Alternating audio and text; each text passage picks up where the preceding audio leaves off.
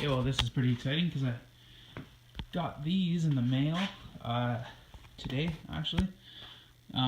They're Sparco R100 seats, reclinable, nothing too racy or whatever, but I'm excited because I've been using these. These are actually the stock seats, but they have like a seat cover on them, but underneath is just like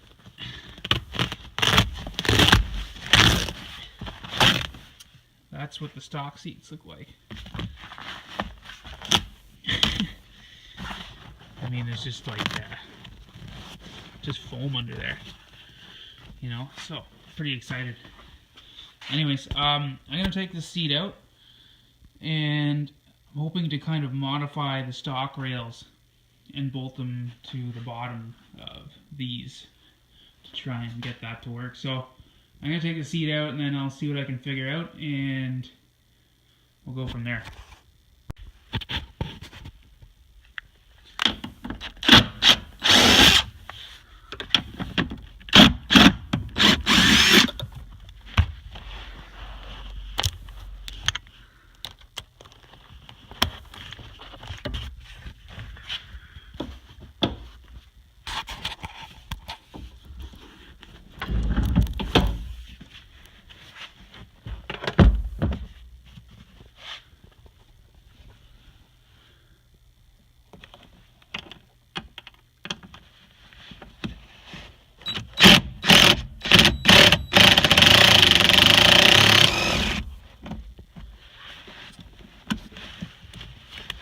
Really don't want my bolt to drop down that hole.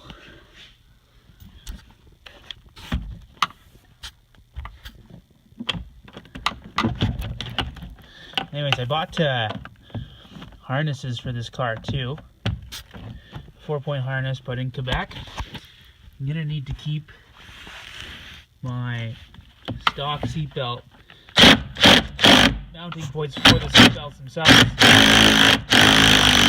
because you can't get caught by the cops wearing aftermarket seatbelts in Quebec. Anyways, so I'm gonna try and do this one-handed. Just don't want to like scratch the paint on my car. Yeah, that's not gonna happen one-handed. Give me a minute. So here it is in the car. I really I sat in it and I really like the way that these seats feel. Great support. They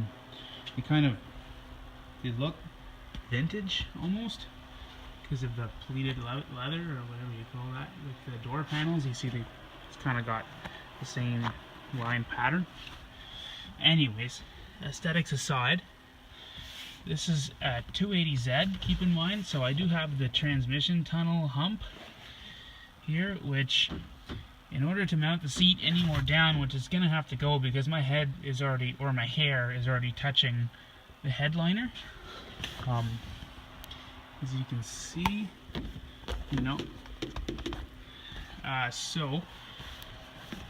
And I'd like to get the seat a bit over from the side because it isn't exactly centered with the steering wheel. So this isn't gonna be, you know, a 5-minute seat install. I will need to do a little bit of modding, and you see this is another reason why I need to get the seat over.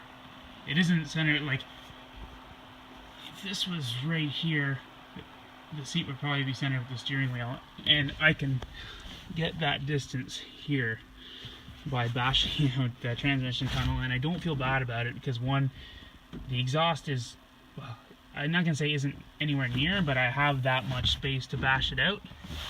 And this isn't really an all original car anyways. Like I do, you know, I cut out the strut towers for my camber plates and a bunch of stuff. I had the fuel cell in the back too, you know. It was all rotted out there anyways before I started. So I'm just gonna go ahead and beat on that with a hammer and kind of try and see if it will nicely finesse out of shape. If not, I'm going to I guess cut it out, and I'm gonna have to weld in a piece, but what is this, hay? Why is this green and brown? Just an update.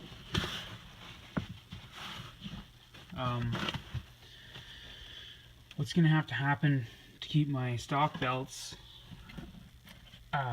with the car is I'm gonna have to. Okay, I got the seat in. Actually, here. So I took the rails off the stock seat. They're right there, you know, and I mounted them on. Oh, sorry. I have to drill new holes there, but that'll be next. I'm just kind of test fitting them right now. And yeah, we're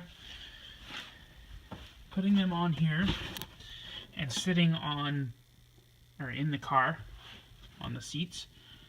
My head pretty well just touches the ceiling, so it's not really going to work for a helmet. So I'm going to have to lower these mounts, and my knees are almost up in, you know, I mean, like, they're like here, and I kind of don't like it because it's really narrow car, you know, with the handles. I mean, like, my knees like literally here when I'm sitting in the car with these seats. So I'm gonna have to see. I bashed this with a hammer, kind of, yeah, I even broke the pinch, not the pinch, the spot welds from hitting it so hard. But I'm just gonna cut it out and box this, like, you know, like that. I'm just gonna stop messing around and just do that, and then that way I can lower the seats and just move the seatbelt buckle in just a bit. When I have this cut out, I should be able just to bend it in just enough, and then I'll weld it all in. You'll see. I'm gonna get started. It's gonna be a long process, which I kind of didn't want to get into, but I have to be able to sit in the car comfortably. I'm not gonna be able to live with myself. Okay, so I'm just removing the floor rails. You can see, or the seat rails. Not rails, mounts. I just drilled the spot welds, and you just hit it with the when you drill the spot welds, this one's probably one of your best friends, because after you drill it, you just stick this in between the cracks.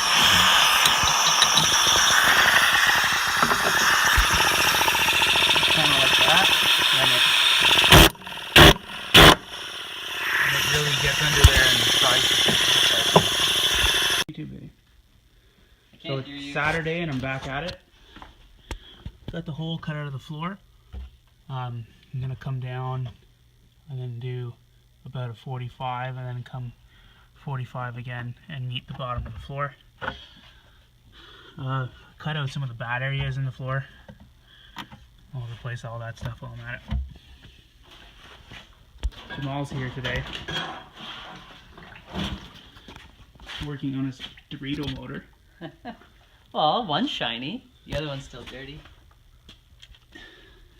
Rotary guy. Want to see a Dorito? Dorito. Here, we can see a Dorito. There's a Dorito. This one's been cleaned a little bit, but not polished yet. Dorito. Yeah, so I got cut out a piece slightly bigger than the hole in my floor, what I'm going to need. Put it in this cheap Princess Auto metal brake. For you guys in the US, I guess it would be called Harbor Freight. Anyways, I'm going to give that a bend, and then I'll update you further.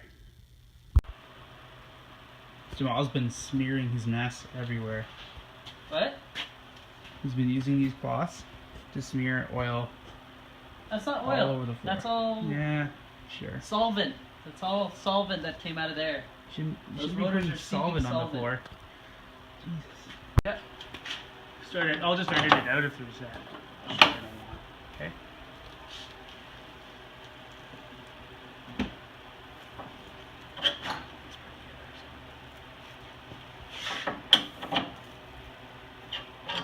Did you build this thing?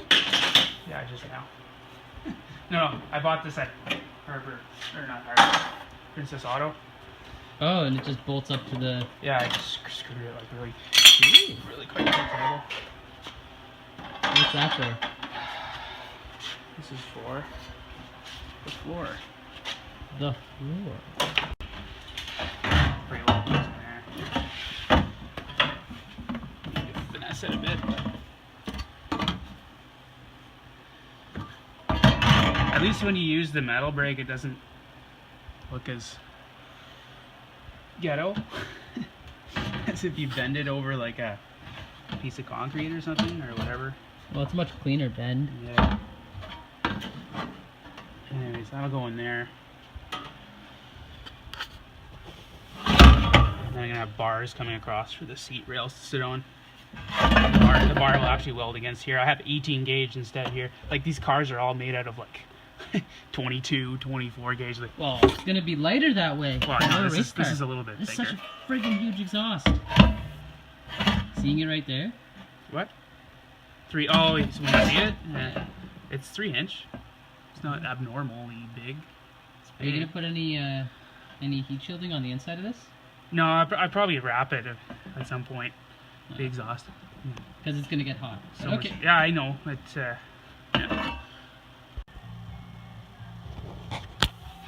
So Jamal's gone. Got this thing all tacked in. Not completely tacked in. Enough that I can start making the pieces on the side.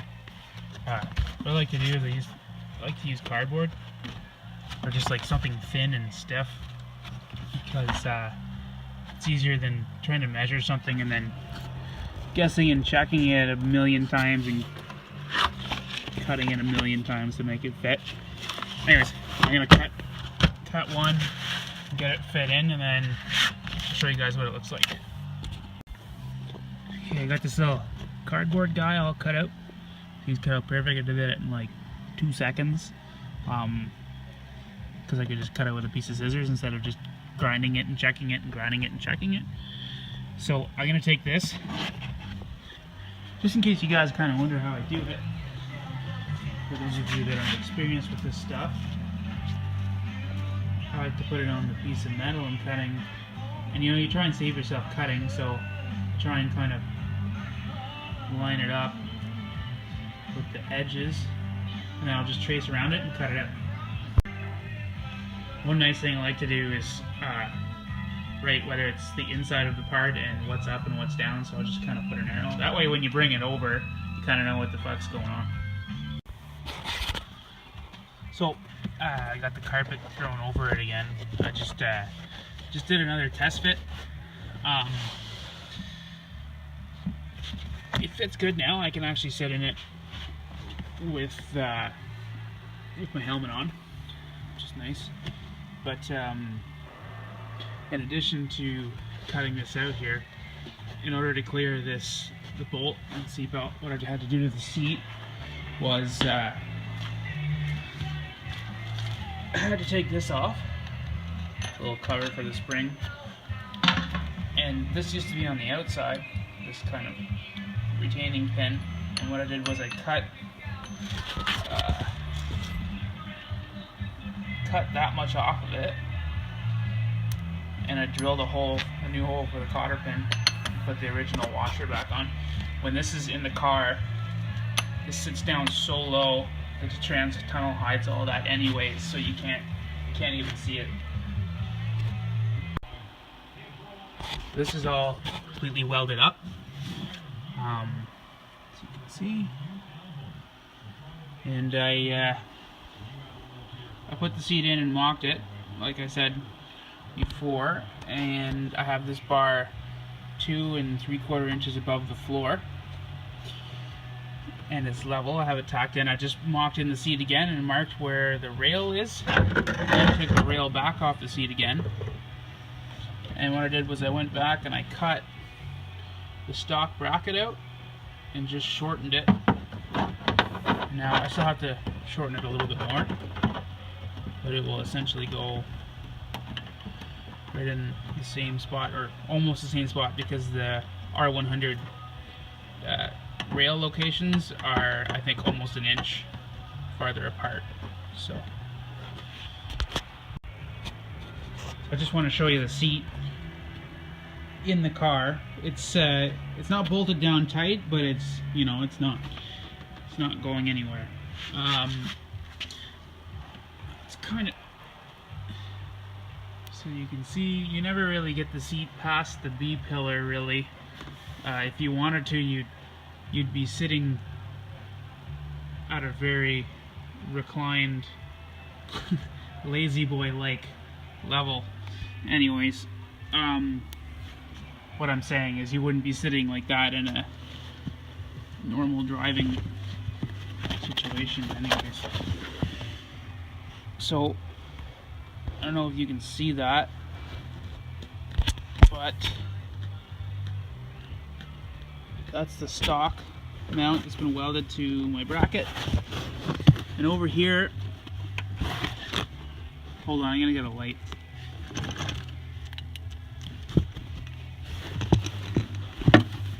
Ah, stupid thing.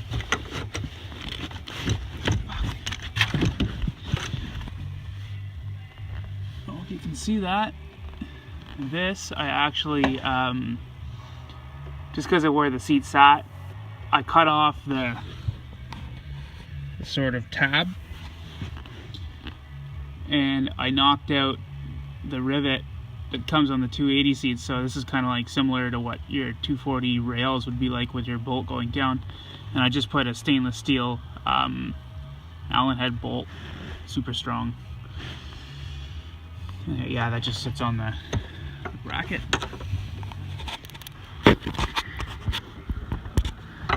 And see my back bar just there.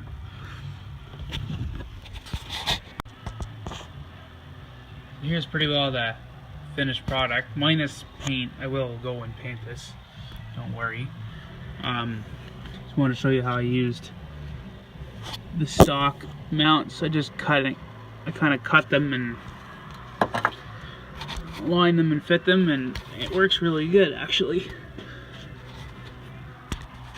And don't mind the floor job that was supposed to be done when I bought the car. But anyways, I'm going to I'll maybe do painting the floor and then seam sealing underneath in another video, because this one's kind of getting long, and I'm gonna have to do the other side too, and I'll just let you know what the differences are in another video, or I'll kind of briefly go over them when I do it. Alright, thanks for watching.